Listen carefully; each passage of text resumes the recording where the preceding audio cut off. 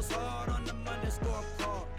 This goes hard on the Monday scorecard. Turn your bars to a bird. Aloha! Welcome in. It's the Monday Scorecard presented by Encore Golf. I'm your host, Travis Fulton. Thank you for making this part of your day. A lot to unravel. The Sony Open, wind, wet conditions. Brendan Steele, what are you thinking?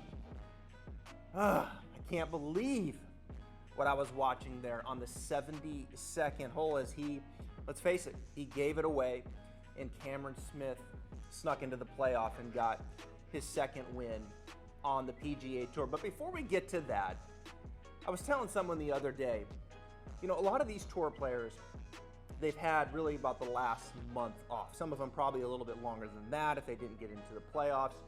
And these players go home, spend time with family and friends, but they also spend time with their swing coaches during the off season. And this is the time to get everything perfect, right? Ball position, spine angle at address, swing shape, club face, impact dynamics, whatever it is that they work on, we're gonna get it perfect and ready to go for the new calendar year. And you know what? They get to Hawaii and then 25 mile per hour sustained wind hit them, heavy rain, and it just becomes survival mode. And really, you know, I mean, with the dark conditions in Hawaii, we're used to the sun out, it was weird. It was kind of ugly to watch in some ways. But the winds hit them, the rain, and all of a sudden, they just start compensating. Survival mode, ball position, head starts to get out in front. You start kind of sawing off the swing a little bit on both ends. It affects your putting technique. It just starts chipping away, and the erosion sets in of all that work that you did leading up to it. So it's like a month or plus work to get everything perfect. You get to Hawaii, and then it just all goes to hell, and then you get to California, and I promise you, as they get off the plane in Palm Springs, their coaches are waiting for them, and there's gonna have to be some reworking and retooling here to get everything back in place and ready for hopefully sunny conditions at the American Express tournament in La Quinta, California. But nonetheless, 2 tournaments in Hawaii, 2 playoffs. JT winning the playoff against Patrick Reed at the Century Tournament of Champions. And then here you have Cameron Smith sneaking in, let's face it, sneaking in and defeating Brendan Steele at the Sony Open. So I guess the question becomes, did Brendan Steele lose the Sony Open, or did Cameron Smith win the Sony Open? And for me, it's pretty obvious. I mean, Brendan Steele lost the Sony Open. And I'm a bit surprised, really, the way that he lost it. I mean, this is a guy that has put away 3 wins on the PGA Tour in the past. Safeway Open twice, Valero Texas Open once, 36 years of age, been on tour since 2011. This is a veteran player who's been in these situations, has handled the nerves, and clearly can get it done. It's been a while, close to 4 years now, since his last win, but he threw this tournament away. 2-shot lead with 2 to play. It was painful to watch. I mean, it really was. It was like a slow death from the time he putted out on the 71st hole and lost a shot, one of those 2 strokes that he had. And then by the time he putted on the 72nd hole and lost the other stroke, I think Dan Hicks said it was like 40 minutes to play the last hole. I mean, the pace of play was incredibly slow, and it made it very painful to watch. A slow death for Brendan Steele, losing those 2 shots in the last 2 holes. Some really bad swings. Clearly the nerves got to Brendan. He had a good drive on the 18th, and then his worst swing really of the week, a big snap hook on the 2nd shot into the stands after a really pretty good break and drop from the stands, followed up with a poor 3rd, 2 putted for par. Give Cameron Smith his credit, I get it. You know, he got it up and down from the greenside bunker to make birdie, made a clutch putt to get into the playoff. You got to give Cameron Smith a little bit of credit to get into the playoff as well. They go back to the 18th. Brendan Steele makes par again on the easy par 5. Cameron Smith makes birdie to capture his 2nd win. But for me, Brendan Steele lost this tournament at the Sony Open. Cameron Smith hung around, made 2 birdies there on the 72nd hole, and then in the first playoff hole to get his 2nd PGA Tour win. Cameron Smith wins for the second time on the PGA Tour, capturing the Sony Open, a golf swing that I think we can relate to, especially when it comes to the club face angle. I talk about it all the time here. Learn to get the club face square. See the toe there, slightly down, angle of the face matching the spine angle. And if not square, slightly closed. Look at the top here, the club face. We can see it. It's looking up towards the sky some. Get the club face prepared. It can teach you so many things. You can learn how to shallow it out. Look at the club shaft to the right forearm. You can learn how to hit the inside of the ball and draw it. You can learn how to fade it from there properly. You can learn how to lean the shaft forward like Cameron. You can learn how to rotate aggressively through impact. So many things can stem from a club face that's square to slightly closed at the top. So perhaps a thing or two there that you can take away from Cameron Smith's swing. You know, it's a swing that reminds me a little bit of Jason Duffner's in the way that he kind of sets it closer to that horizontal plane, the structure of the club face, and then from there just, you know, kind of turns and lets it go. It's a simple swing. I think it's one that so many can relate to, right, and learn from. At the end of the day, the way that you structure that club face at the top, I just think can help so many out there. It can help create an environment for development on the downswing in impact conditions, which leads to more accuracy and most of the time more distance as well. Distance is something that Cameron Smith probably overcomes a bit on the PGA Tour, hitting at 295 yards off the tee. We know there's guys out there that can really crank it out there, and to get into the winner's circle is very, very impressive.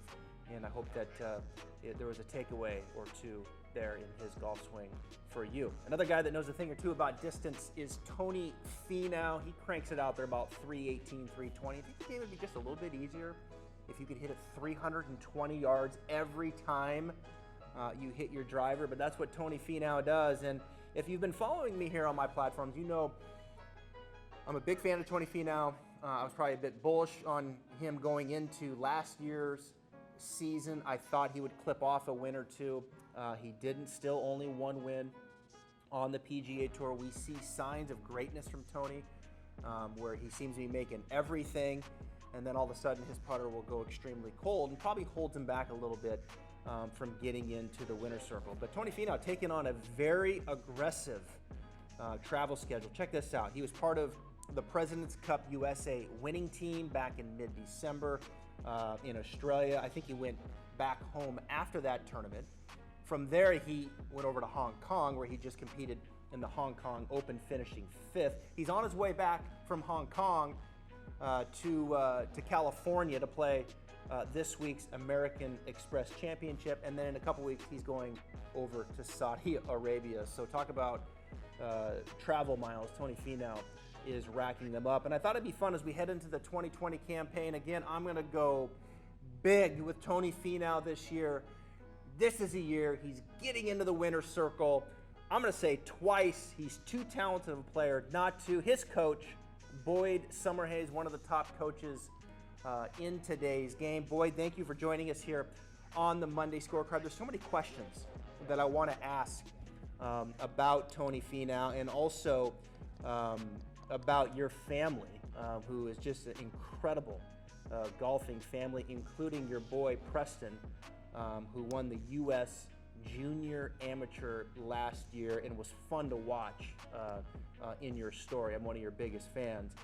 But I'm going to stick with Tony Finau here today on the Scorecard. And my first question to you, Finau, of course, someone who can hit it out there a country mile. But when he turned pro, you guys shortened his swing significantly. And I've always wanted to ask you why you took that swing that was, you know, relatively parallel and shortened it up like you did. Why did Tony's swing get shorter as he turned pro? Well, when I first met him, his swing was actually a little bit longer. When I started working with him on the Korn Ferry Tour, he was working the ball too much left to right, too much spin. Driver wasn't the best club in his bag, or a club that he really felt that confident with. When he got through the Korn Ferry Tour, he was starting to play better, But even as a rookie on the PGA Tour, and I'd say even in his second year, we were probably using too many 3-woods, still kind of playing away from the driver. So in our off-season planning after his second season, we kind of chatted about it, and we know he's long even with the short swing, but he was even longer as a kid. I mean, he smashed the ball. I remember watching him play in a Korn Ferry Tour event when I was playing. I think he was 18 years old, 17 years old, and he hit it 40 yards further than he does now. Obviously, he's changed that. He doesn't hit as far, but he needed to do that to get some control. But he was already starting to gain some control as he was in his first couple years on tour, but still not quite enough. So it was kind of a discussion where we had where it was like, hey, this is the one situation where we can shorten the swing. As a coach, I'm not a proponent of a quote unquote compact swing, a short swing. I like you to maximize every power source that you can within reasonable, within a reasonable degree. So Tony is just different in that case, where he was already able to get in the 90s, 190s in the ball speed department with his longer swing. So if we kicked his swing a little bit shorter, for him, he just felt like he could hit it straighter. That's kind of how it started, was just the idea that if he hit it straighter with his driver, we'd actually use it more. So actually he would make it more of a weapon. We just weren't hitting it enough, in my opinion. And he's a very aggressive player, very aggressive-minded, confident player. So as he shortened his swing, he lost some distance for sure, but he gained a ton of accuracy. And now when you watch him play in a PGA Tour event, you'll see him hit driver after driver after driver. It's one of his biggest weapons, if not his biggest now. His length was always something he was known for before, but now he's known for being a great driver of the ball. He loves to hit driver, and he's really confident in it. So I think it came about more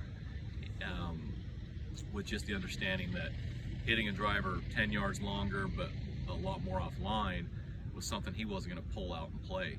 And so and I guess the discussion in the off season was, hey, I think you can give up 5 to 8 yards and gain 5 to 10% accuracy, and statistically you'd end up using your driver far more, and we'd actually be quote unquote longer. We'd be hitting closer from your second shot with this shorter drive, and it just turned into a shorter swing. And now, that's the thing he's known for, is hitting the crap out of it with a really short swing. So when Tony really wants to crank one, right? I mean, really wants to get it out there, that 340, 350 clip that we know he can bust it out there. Where does he get it from? Is it a technique thing where he's turning more, or is it a ball characteristic kind of launch spin type of situation, or a combination of both? But where does he get it? So Tony's standard club head speed on tour is about 122 to 123 with that little half swing. We'll call it a three-quarter swing. But anyway, when he wants to bomb one and really get one out there, a couple things change. He widens his stance a little bit. That, in effect, puts him a little bit more behind the ball, changes his angle of attack for him, tees it just slightly higher. And it's more about, honestly, changing his launch condition. His standard launch is about 10 degrees, and it's a little higher spin for control. When he goes to bomb one, he maybe widens the base just a hair, not too much. If you go too wide, then you actually hurt yourself. You can't, get through the shot or have the range of motion in your hips. So he widens it out a little bit. He instinctively flares his left foot out a little bit as well to allow himself to rotate and take some stress off his knee on the way through, because he knows he's going to be hitting it harder. And then just ends up hitting up on it a little bit more, but he still goes and hits a cut when he goes to hit it hard. He doesn't necessarily try to turn it over. And so I think that's one cool thing, is he doesn't necessarily try to change the shape to a draw from his fade to get that extra distance, but more just changing his launch conditions, launching it higher, a little less spin. And so obviously he has a little less control with that, so he chooses our holes that are a little bit wider and less penal.